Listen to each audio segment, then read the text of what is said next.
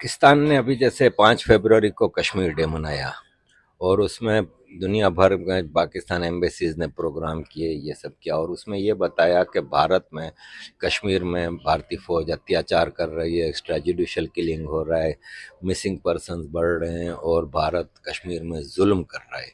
To conclude, I am not a Malala Yousafzai. I am not a Malala Yousafzai. Because I am free and I'm safe in my country, India, in my homeland Kashmir, which is part of India. I will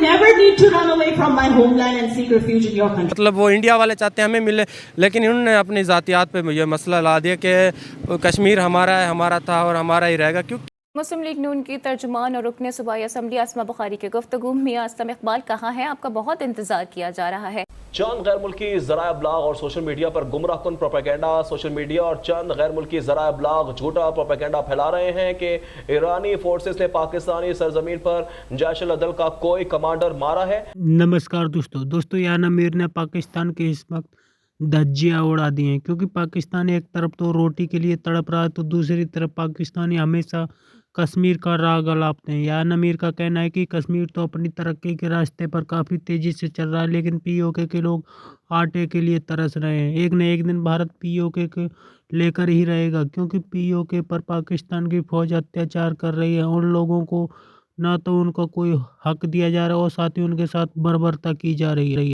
आप इसको कैसे देखते हैं? मैं इससे मुझे समझ नहीं आ रहा क्या बताऊं। मतलब मुझे तो पहली बात हंसी आती है कि हम डिफेंड क्यों करते हैं। हम भारतीय डिफेंड ही क्यों करते हैं? क्यों हमें जरूरत है डिफेंड करने की? पूरी दुनिया ने तो देख ही लिया ना, G20 हो गया ना कश्मीर में, देख लिया। सबको पता है कि तरक्की की राह पे चल पड़ा है कश्मीर। जो आवाम है वो प्रोग्रेस कर रही है, आवाम को जॉब्स मिल रहे हैं। MSME रजिस्ट्रेशन देख के आपको समझ आएगा कि self employment is on the rise. Infrastructure projects बन रहे हैं, जाहिर बात है आवाम को जॉब्स मिल रही है। Everything is there. Why should we give any explanation to these third world countries like Pakistan? मगर ये है कि हम भारतीय मिलके आवाज क्यों नहीं उठाते? हमारे जम्मू कश्मीर के जो बाशिंदे हैं, जो हमारे भाई बहन वहां फंसे हुए POJK में, उनके लिए हम आवाज क्यों नहीं उठाते भाई? उनकी दुख तकलीफ को हम यूज करते हैं पाकिस्तानियों का मजाक उड़ाने के लिए। जा आटे की लाइन में खड़ा हो जा। अरे लेकिन वो जो POJK में जिनको आटा नहीं मिल रहा वो हमारे ही लोग हैं ना, आवाज उठाना चाहिए हमें उनके लिए। क्यों नहीं हम ट्रक भर के रेडी रखते हैं बॉर्डर पे और पाकिस्तान को बोलते हैं, और जो इदारे हैं, ह्यूमन राइट्स इदारे हैं दुनिया भर के, जो इंडिया पे उंगली उठा रहे हैं, क्यों नहीं हम इंडियंस मिलके ये कहें कि POJK के लोगों के लिए हम आटा भेजेंगे, हम ट्रक्स रेडी करते हैं आटा भर के। पाकिस्तान गवर्नमेंट को बोलो कि बॉर्डर्स खोल दें, हम आटा भेजते हैं। हम क्यों नहीं करते ये? Why don't we do it? क्योंकि जरूरी जहां पर है वहां हमें बोलना चाहिए। वो भी अपने ही लोग हैं, अखंड भारत का हिस्सा है ना, वो अपने ही लोग हैं।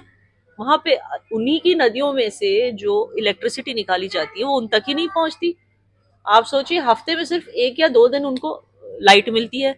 अगर आप घंटों के हिसाब से देखें, 20-20 घंटे अगर दिन के लोड शेडिंग होते हैं, तो इन द होल वीक आपको कितने घंटे लाइट मिली?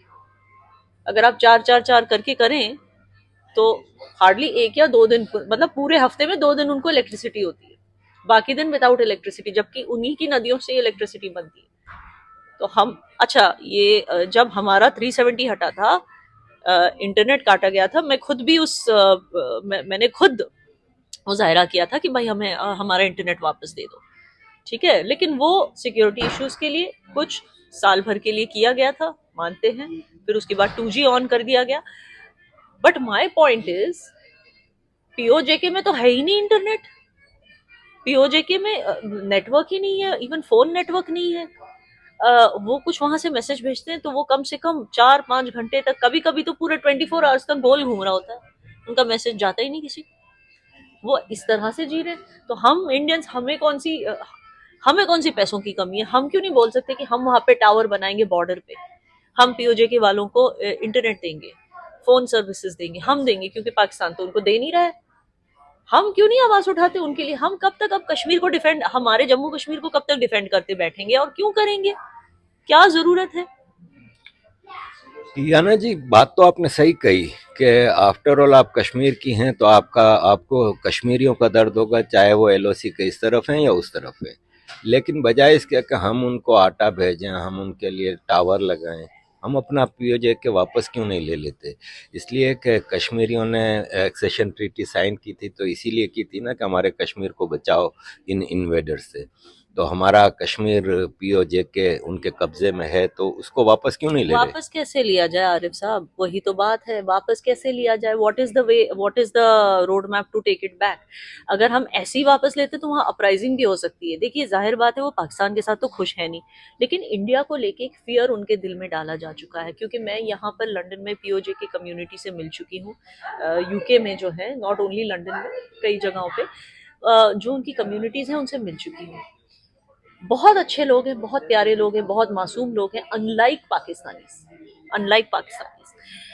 इनको ये इतने इमोशनल है ना, तभी तो इनको इतनी आसानी से बरगलाया जाता है, तभी तो जो इनके जो अनएम्प्लॉयड यूथ हैं, जो अनएजुकेटेड यूथ हैं, इनको बोला जाता है कि जुल्म हो रहा है मुसलमान बहू बेटियों पर, औरतों पर, उनकी सरहद रेजी हो रही है इंडिया में, ये हो रहा है, वहाँ मुसलमानों को नमाजें नहीं पढ़ने दिया जाता, कश्मीरियों को घर के बाहर नहीं निकलने दिया जाता, वो दूध लेने, दवाइयाँ लेने बाहर नहीं जा सकते। ऐसी चीज़ें उनको बोल बोल के बरगलाया गया है, ऐसे इमोशनल लोगों को, तभी तो ये फिर टेररिस्ट बन जाते हैं। मगर जब ये इस तरफ आके देखते हैं, फिर इनका माइंड चेंज हो जाता है। जब ये मुझसे मिले, इनका माइंड चेंज हो गया, सचमुच इंडिया आपको कोई तकलीफ नहीं देता, इंडिया को। मैंने कहा कहाँ से, क्या आप कह रहे हो, कौन सी दुनिया में जी रहे हो आप? आकर देखो तो सही, आपके पास ब्रिटिश पासपोर्ट है, कभी आओ, कभी देखो कि कौन सा हम पर जुल्म हो रहा है। हम तो राजी खुशी जी रहे हैं इंडिया में। खास करके कश्मीर, आज की तारीख में आरिफ साहब, कश्मीर सबसे शांतिपूर्ण जगह कश्मीर है। आप पूरे इंडिया में देखो क्या वेस्ट बंगाल में क्या हो रहा है, हल्द्वानी में क्या हो रहा है, कश्मीर इज पीसफुल। सुकून, सबसे ज्यादा अमन और शांति आज कश्मीर में है।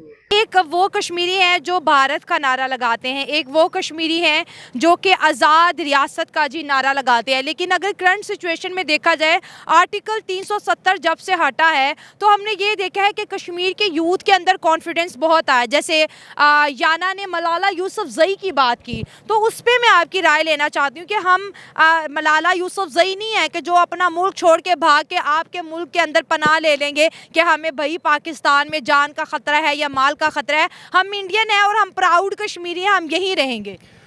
उसकी जो बात है, इंतहाई माजरे से कहना पड़ता है कि थोड़ी एक मगरूराना अंदाज में उसने बात की है। आपने मलाला को यानी कि एक तरह टारगेट किया है। मलाला की जहाँ तक बात है, उसको यूके में भी नहीं छोड़ा मलाला को। तो वो जहाँ से बिलोंग करते हैं, सवार से, उसको पता है कि पख्तूनख्वा के हालात इस वक्त क्या है।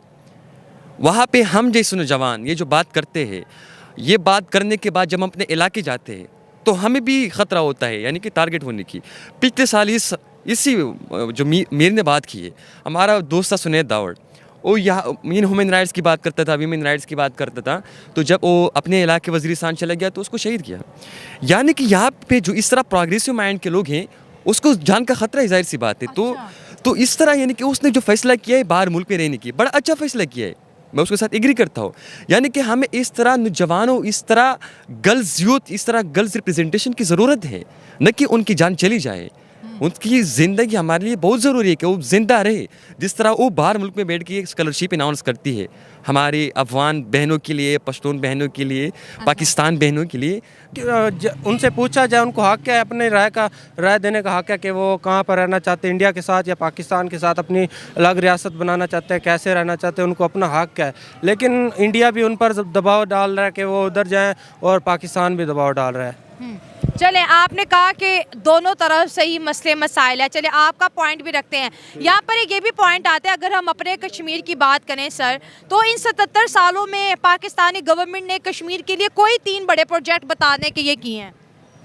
बस 1-2 प्रोजेक्ट हुआ है, जो वो भी सऊदीया की तरफ से मिला है उनको। आज़ाद कश्मीर मुजफ्फराबाद में एक बड़ी यूनिवर्सिटी मिली है, वो भी मेरे ख्याल में इमरान खान के दौर में मिली थी।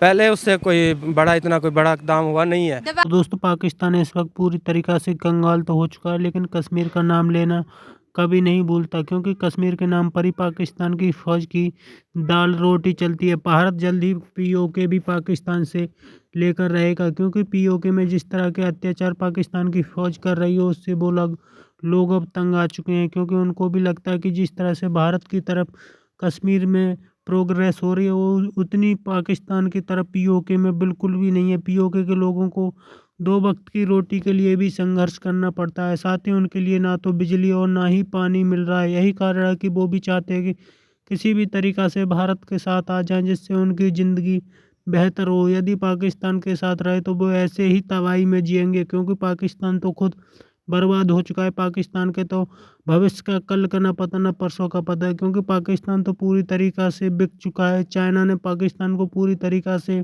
कब्जे में ले लिया है। पाकिस्तान इस वक्त पूरी तरीक़ा से चाइना के कर्ज जाल में जकड़ा जा चुका है। यही कारण है कि पाकिस्तान कभी भी दिवालिया हो सकता है। तभी तो पीओके के लोग भी पाकिस्तान से अलग होना चाहते हैं। आपकी क्या राय कमेंट में ज़रूर शेयर करें। यदि आप चैनल पर नए, चैनल को सब्सक्राइब करें।